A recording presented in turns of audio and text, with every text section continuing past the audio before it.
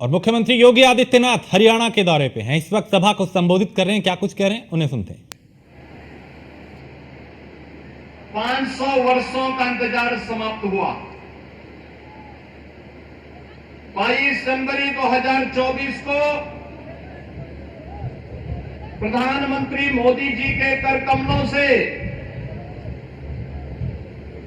भगवान श्री राम लला का फिर से अयोध्या धाम में विराजमान हो गया है।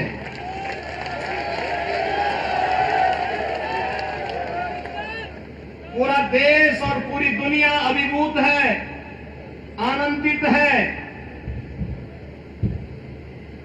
रामलला का अयोध्या धाम में फिर से विराजमान होने पर, लेकिन इन बदनसीब कांग्रेसियों को इससे भी नफरत है। यही अंतर है राम की संस्कृति पर और रोम की संस्कृति पर।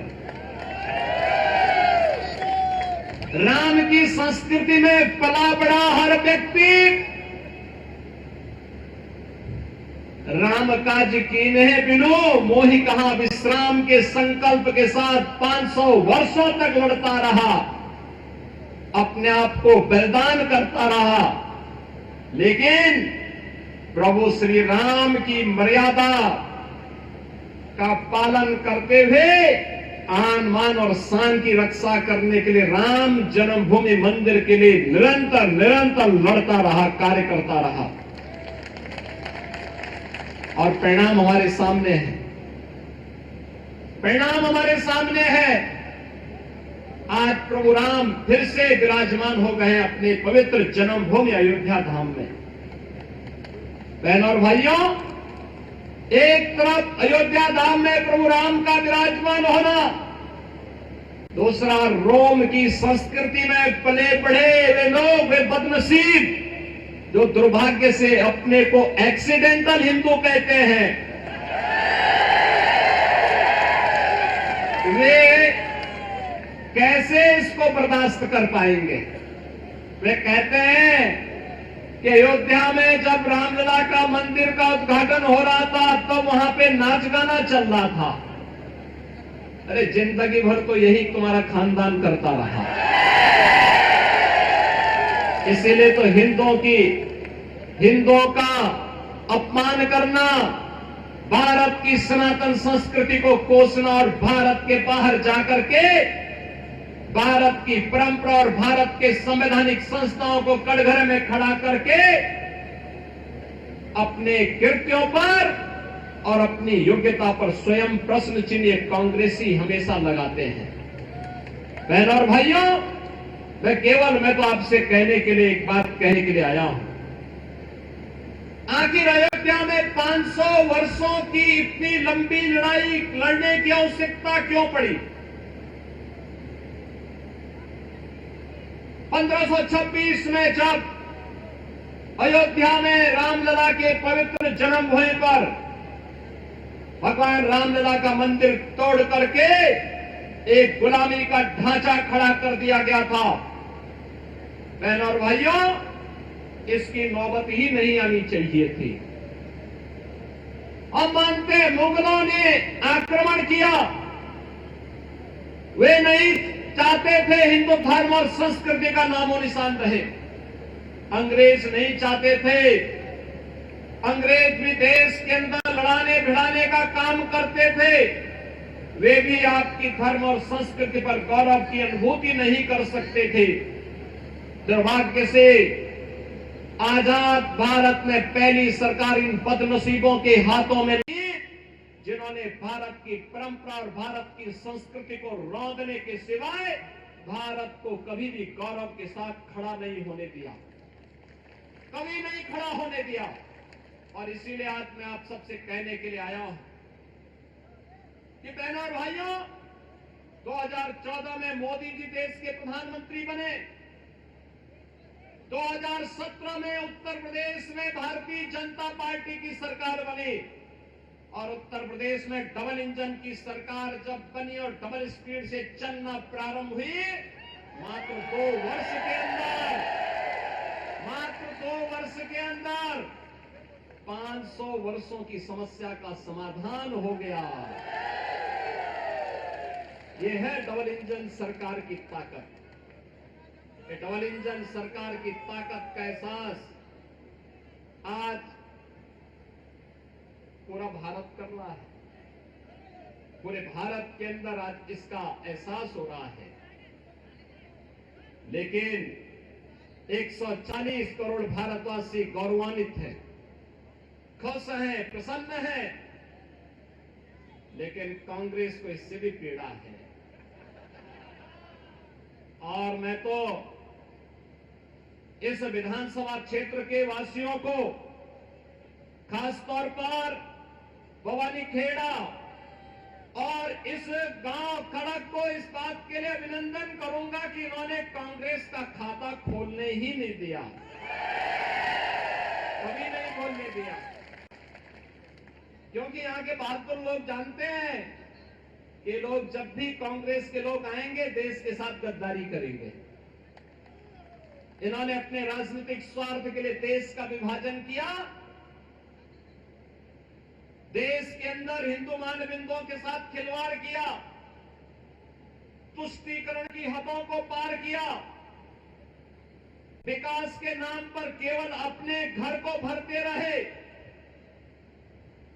और भारत की संस्कृति को, भारत की परंपरा को पोषने के सिवाय भारतवासियों को इन्होंने कोई भी ऐसा क्षण उपलब्ध कराने के लिए कभी प्रयास नहीं किया जिस पर हर भारतवासी गौरव के साथ आगे बढ़ सके। बहनों और भाइयों, आपने 10 वर्ष के अंदर हरियाणा के अंदर देखा होगा, डबल इंजन सरकार के कारण आज यहां पे कनेक्टिविटी बेहतर हुई है, अच्छी सड़कें बन रही हैं, चाहे वहां रोड कनेक्टिविटी हो, एयर कनेक्टिविटी हो, IIT, IIM, AIIMS, one district one medical college के निर्माण का कार्य हो, या फिर विकास के साथ साथ हर घर नल की योजना हो, या फिर गरीब कल्याणकारी योजनाओं का कार्य। अगर इन कांग्रेसियों ने ही विकास का कार्य किया होता, गरीबों का कल्याण किया होता, उनके उत्थान के लिए कोई कार्य किया होता, तो मोदी जी को कोरोना कालखंड से अब तक 80 करोड़ लोगों को फ्री में राशन की सुविधा नहीं देनी होती। 80 करोड़ लोग फ्री में राशन की सुविधा प्राप्त कर रहे हैं। याद करिए, एक तरफ भारत 80 करोड़ लोगों को फ्री में राशन दे रहा है और दूसरी तरफ पाकिस्तान है, भीख का कटोरा लेकर के दुनिया के अंदर भीख मांगने के लिए मजबूर है। अरे तो देश का सौभाग्य है, मोदी जी जैसा प्रधानमंत्री मिल गया। भारत को दुनिया की एक बड़ी ताकत बनाने के लिए उन्होंने जो कदम उठाए हैं, आज भारत के बगैर दुनिया की कोई व्यवस्था आगे नहीं बढ़ सकती, नहीं बढ़ सकती। आज मोदी जी के नेतृत्व में भारत दुनिया की एक ताकत बनकर के उभर करके आगे बढ़ रहा है। और यही कारण है, जब देश के पास संसाधन है, ये कांग्रेस के लोग तो कहते थे कि देश के संसाधनों पर पहला अधिकार मुसलमान का होगा, लेकिन मोदी जी ने कहा नहीं, देश के संसाधन पर पहला अधिकार गरीब का होगा, कमजोर का होगा, वंचित का होगा, दलित का होगा, पिछड़ों का होगा, दलितों का होगा।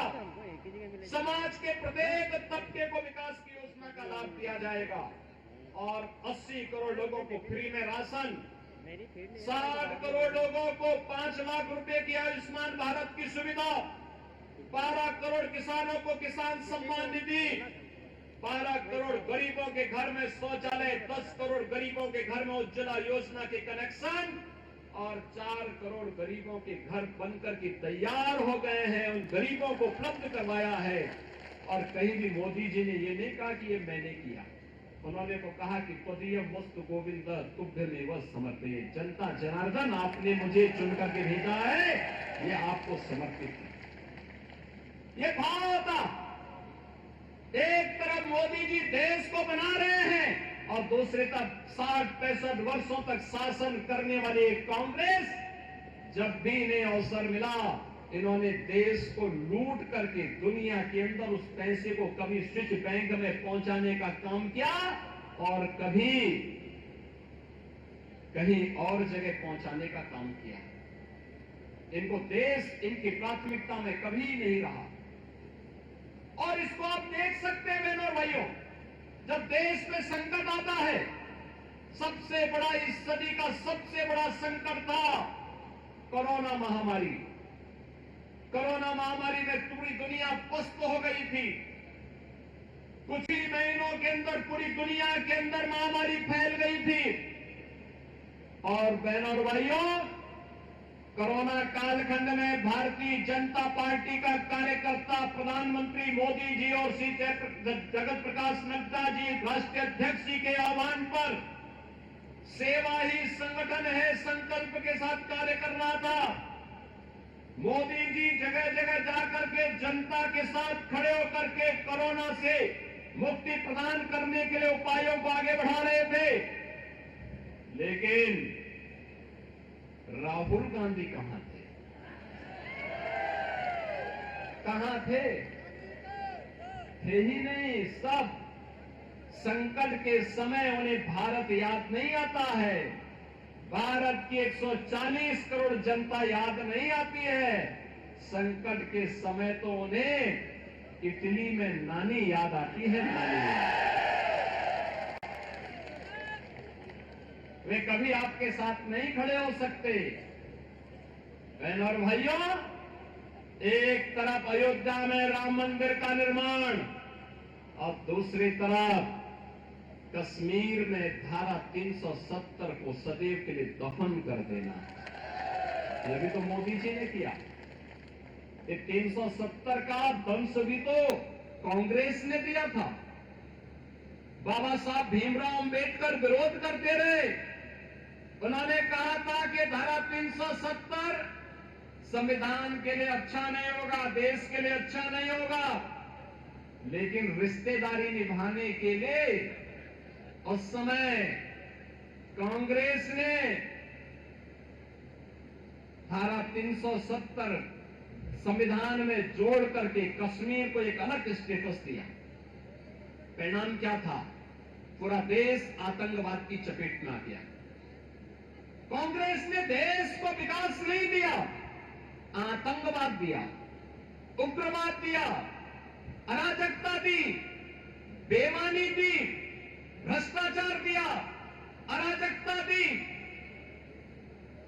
और हिंदुओं के सामने एक ऐसे चौराहे पर खड़े होने की स्थिति पैदा की जहां ये आपस में ही लड़ सके, भिड़ सके। बहनों और भाइयों, आज तो मोदी जी जब सत्ता में आए 2014 में, उन्होंने एक ही बात कही। जब उनसे पूछा गया कि आप सत्ता में आके क्या करेंगे, तो मोदी जी ने कहा कि बिना भेदभाव के विकास की योजना को गांव में लेके जाऊंगा, गरीबों तक पहुंचाऊंगा, किसानों तक पहुंचाऊंगा, महिलाओं तक पहुंचाऊंगा, युवाओं तक पहुंचाने का काम करूंगा। और तब उन्होंने नारा दिया था, सबका साथ और सबका विकास। हमने कभी नहीं कहा, हमने तो कहा विकास सबका करेंगे, सुरक्षा सबको देंगे, सबको देंगे। बहनों और भाइयों, इन बदनसीबों के कारण पूछो ना इन लोगों से क्या कर रहे थे। इनके कारण यूपी में हर तीसरे दिन दंगा होता था। आज मुझे 3.5-7 वर्ष से मैं उत्तर प्रदेश में हूं, डबल इंजन की सरकार यूपी में है। बहनों और भाइयों, कोई दंगा नहीं हुआ, कोई दंगा नहीं। दंगाई या तो जेल में है या जहन्नुम की यात्रा में जा चुका है। यूपी में दंगा नहीं होता है और यही पीड़ा कांग्रेसियों को है। कांग्रेसियों की पीड़ा इसी बात को लेकर के है, क्योंकि कांग्रेस ने यूपी के एक खतरनाक माफिया को, बर्बर जो दुर्दांत माफिया था, उसको भी शरण दिया था और कई महीनों तक उसको अपने संरक्षण में रखा था। उसके साथ इनकी व्यावसायिक पार्टनरशिप थी। अब सोचो, माफिया और कांग्रेस की दोस्ती, संगठित अपराध में लिप्त माफिया हो, माइनिंग माफिया हो, वन माफिया हो, पशु माफिया हो, ये सभी इनके शागिर्द हैं। ये सत्ता में आएंगे फिर वही माफियागिरी करेंगे। इसलिए अच्छा है कि सत्ता में ही ना आए, इनको सत्ता से ही दूर रखो। और भारतीय जनता पार्टी जो विकास का कार्य करा रही है, इसके लिए भारतीय जनता पार्टी ने हरियाणा विधानसभा चुनाव में अपने प्रत्याशी के रूप में यहां पर से कपूर वाल्मीकि को उतार करके आपकी सेवा के लिए यहां पे भेजा है। बहनों और भाइयों, देखिए, एक तरफ कपूर वाल्मीकि भारतीय जनता पार्टी के प्रत्याशी आपके बीच, और याद करिए जब अयोध्या धाम में प्रभु रामलला का विराजमान होना था, राम मंदिर में 500 वर्षों के बाद जब पवित्र घड़ी आई थी, तो ठीक उससे पहले अयोध्या के अंतर्राष्ट्रीय एयरपोर्ट का निर्माण जो उत्तर प्रदेश के अंदर किया गया, उस एयरपोर्ट का नामकरण महर्षि वाल्मीकि के नाम पर ही किया गया। महर्षि वाल्मीकि एक त्रिकालदर्शी ऋषि थे। हम सबको भगवान राम से साक्षात्कार कराने वाला त्रिकालदर्शी ऋषि कोई था, तो त्रेता युग में थे महर्षि वाल्मीकि। और दुनिया के अंदर जितनी भी रामायण बनी है, लिखी गई है, किसी भी भाषा में लिखी गई है, उसका आधार वाल्मीकि रामायण है। वाल्मीकि रामायण। ऐसे पवित्र ऋषि को कोटि कोटि नमन करता हूं, और हमारा मन हृदय गदगद हो उठता है जब महर्षि वाल्मीकि के नाम पर हम लोग प्रधानमंत्री मोदी जी ने एयरपोर्ट के नामकरण की घोषणा की। बहनों और भाइयों, मैं आप सबसे यही अपील करूंगा, श्री कपूर वाल्मीकि को भारतीय जनता पार्टी ने अपना प्रत्याशी उतार करके हरियाणा विधानसभा के इस चुनाव में, इस ऐतिहासिक क्षेत्र में, जहां पर 1967 में भारतीय जनसंघ के ठाकुर नसीब सिंह जी विधायक बने थे। अब याद करिए कितना पुराना इतिहास है, और उस इतिहास को फिर से दोहराने की आवश्यकता है। आज एक वाल्मीकि समुदाय का एक समर्पित कार्यकर्ता आपकी सेवा के लिए भारतीय जनता पार्टी के द्वारा भेजा जा रहा है। आप सबका मैं आह्वान करूंगा, 5 अक्टूबर को शारदीय नवरात्रि आने जा रही। 3 अक्टूबर से शुरू होगा और 12 अक्टूबर को विजयादशमी होगी। बहनों और भाइयों, विजयादशमी धर्म, सत्य और न्याय की विजय का पर्व है हम सबका। और विजयादशमी के पूर्व भारतीय जनता पार्टी का झंडा, कमल आपके यहां खिलना चाहिए, आह्वान करने के लिए मैं आपको भी कर रहा हूं। श्री कपूर वाल्मीकि को चुनाव जिता करके यहां से भेजेंगे, जाएंगे? माताएं भी बताएं, जाएंगे ना? ये सभी लोग तैयार हैं तो मेरे साथ बोलेंगे, भारत माता की, भारत माता की जय श्री राम, जय जय श्री राम।